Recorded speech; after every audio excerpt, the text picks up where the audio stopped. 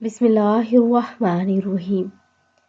حدیث نبوی صلی اللہ علیہ وآلہ وسلم ہے کہ رات میں سونے سے پہلے یہ کلمات مبارک لازمی پڑھیں۔ رسول کریم صلی اللہ علیہ وآلہ وسلم نے فرمایا، جو شخص بستر پر جاتے وقت 3 بار یہ کلمات پڑھے تو اس کے گناہ بخش دیے جاتے ہیں، اگرچہ سمندر کی چاک کے برابر ہوں، یا ریت کے ٹیلے، یا درخت کے پتوں کے برابر، یا ایام دنیا کے برابر ہوں۔